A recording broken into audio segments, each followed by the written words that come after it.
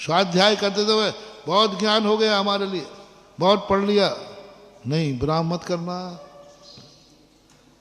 नहीं, बस अब बहुत पढ़ाई हो गई, अब नहीं पढ़ना, बस विराम नहीं। आज इतना ही पढ़ूंगा, आज इतना ही समय है, आज इतनी अनुकूलता है, फिर समय मिलेगा तो फिर और पढ़ूंगा। आप देखना, आपका क्षयोपशम इतना बढ़ेगा महानुभाव। आप दो चीजें कभी मत होना, वही कितनी बार पढ़ूं, और बस पढ़ लिया ना, बहुत पढ़ लिया। नहीं, आज तो इतना ही पढ़ूंगा, जब भी मौका मिलेगा पढ़ता रहूंगा। आपका इतना क्षयोपशम बढ़ेगा। वही ग्रंथ आप 100 बार पढ़ोगे तो भी आपको लगेगा मैं पहली बार पढ़ रहा हूं, कुछ नया पढ़ रहा हूं। देखो 100 बार में, 99 बार में ये तो मिला ही नहीं था, जो 100वीं बार में मिल गया। ये बात तो मैंने समझ में नहीं आई थी, जो इस बार में समझ में आ गई। आपका ऐसा क्षयोपशम बढ़ जाएगा, आप कल्पना नहीं करेंगे। एक दिन आपको मंदिर बनाते बनाते मंदिर में पृथ्वी कम पड़ जाएगी, लेकिन तुम्हारा धन कम नहीं पड़ेगा, क्योंकि तुमने असीम कर दिया है। असीम किया था तुमने एक बार के बाद, भगवान आज तो एक बना रहा हूं, मैं विराम नहीं करूंगा। कुदरत कहेगी विराम नहीं करेगा, कितने बनाएगा, कोई सीमा नहीं है। हुआ ऐसा एक बार, ऐसा हुआ। ललितपुर है उत्तर प्रदेश में, उस समय उनका राज्य था जो मंदिरों को खंडित करते थे। तो देवपद खेपद के संबंध में आता है, राजा सेठ थे वो, तो मंदिर बना रहे। तो राजा ने बुलाया, देखो राजा मैं हूं, तुम मंदिर बनाए क्या कर, मैं तोड़ दूंगा। तुम मूर्तियां बनाओगे, मैं खंडित कर दूंगा। काहे को परेशान हो रहे हो? हम आप लोगों से कहता हूं, मूर्ति बनाने वालों, मंदिर बनाने वालों, हमारे राज्य में कोई मंदिर नहीं रहेगा, मूर्ति नहीं रहेगी। तुम बनाओगे, हम खंडित करेंगे। तो अपना चैन से देखो, आज के प्रवचन से सेटिंग करना। चैन से, राजा साहब आपको कौन रोक सकता है, आप तो राजा हैं। तो आपका खंडित करने का नियम है ना, बनाने का तो नियम नहीं है ना आपका। कभी आप मंदिर भी बनाओगे, ये तो नियम नहीं है। बोले नहीं है, मंदिर खंड, मूर्ति बनाओगे, ये तो नियम नहीं है। नहीं, खंडित करने का नियम है। तो राजा साहब आपके नियम को मैं नहीं रोकूंगा, आप राजा हैं, आपका खंडित करने का नियम है तो आप खंडित करिए, और मेरा बनाने का नियम है तो मैं बनाऊंगा। राजा कहते पागल हो गए हो तुम, मैं खंडित करूंगा। बोले आप खंडित करने का नियम पालन कीजिए, मैं बनाने का लेता हूं। मैं तुम्हें खंडित करने से नहीं रोकूंगा, रोक भी नहीं पाऊंगा, लेकिन राजा साहब आप मुझे बनाने से मत रोको। आपको तो मैं रोक भी नहीं सकता हूं, आप रोकेंगे भी नहीं, क्योंकि राजा है। लेकिन मैं प्रजा हूं, ये आदेश मत दो, मंदिर बनाने का मंदिर मत करो, मूर्ति बनाने के लिए आप मना मत करिए। राजा ने कहा कैसा पागल है, ये बनाएगा मैं खंडित करूंगा। बोले आप खंडित करते रहना, मुझे बनाने की छूट दे दो। राजा ने कहा जा तू जितने जा, तुझे बनाने से नहीं रोकूंगा, लेकिन तू मुझे खंडित करने से नहीं होगा। राजा साहब प्रॉमिस है। सेठ बनाना शुरू किया, राजा ने खंडित करना शुरू किया। खंडित वाला थक गया, बनाने वाला बनाता रहा। राजा थक गया, राज चला गया।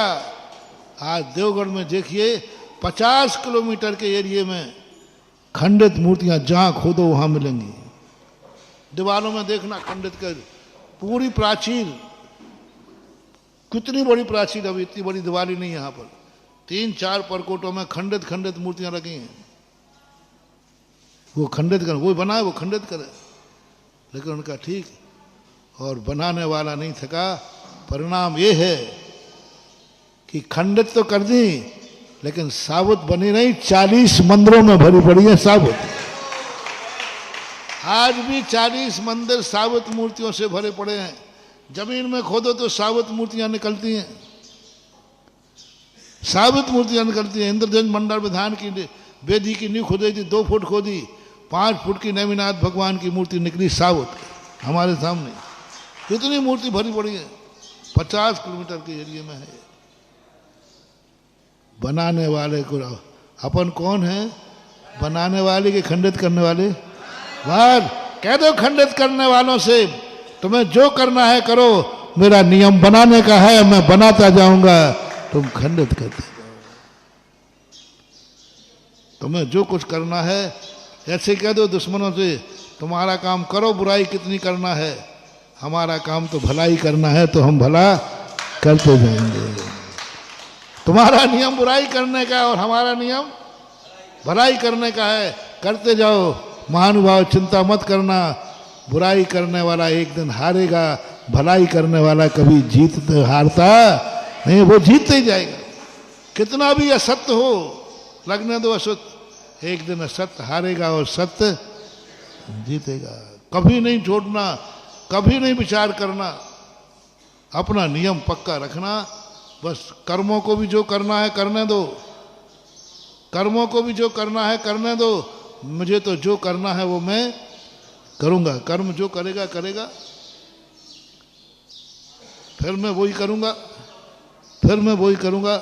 ऐसा असीम रूप में आपकी आज की बहुत बड़ी विशद व्याख्या हुई। क्या अच्छा लग रहा है? क्या उसको तुम त्रिकालिक कर सकते हो? अतीत तो अपने हाथ में नहीं रहा, क्या भविष्य का संकल्प कर सकते हो? भवांतरेपि, वही श्लोक से अपन शुरू हुए थे कि हे भगवान, आज मैंने तुझे देख लिया है, भवांतरों में भी अब मुझे कहीं देखने की जरूरत नहीं है। जैसे तुमने ये संकल्प किया, आपका सम्यक दर्शन प्रकट हो जाएगा। सम्यक दर्शन।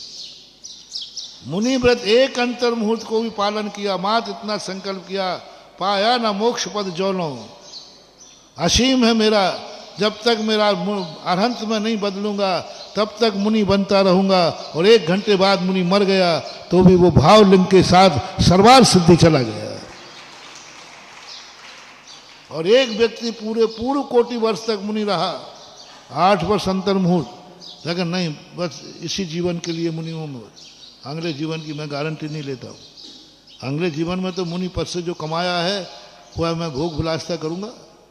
मैं तो, मेरा तो इसी भाव के लिए मुनि था। वो 1 पूर्व कोटि वर्ष तक, यानी करोड़ों वर्षों तक मुनि रहे तो भी वह असंख्यात गुणी निर्जरा नहीं कर पाएगा, भावलिंगी नहीं बन पाएगा। और दूसरा मुनि कितनी देर मुनि रहा? 1 घंटे, और मर गया। 1 घंटे में बस इतना संकल्प किया, जब तक मुझे मोक्ष नहीं मिलेगा मैं सदा मुनि बनता रहूंगा। भले वो मर के स्वर्ग चला गया, वो भी स्वर्ग गया, लेकिन ये भावलिंगी बना। 1 अंतर मुहूर्त में भी भावलिंग पा लिया, 1 अंतर मुहूर्त में भी सम्यक दर्शन पा लिया, 1 अंतर मुहूर्त में भी उसने अपने सारे संसार को सुखाकर चल्लूहर कर दिया, मात इतने से कि मैं इसे अब भवांतर में भी नहीं छूऊंगा। जय जिनेंद्र, अगर आपको मेरी वीडियो अच्छी लगती है तो प्लीज़ मेरे चैनल को सब्सक्राइब करिए, लाइक करिए, शेयर करिए। इसी तरह से अपना प्यार मुझे देते रहिए।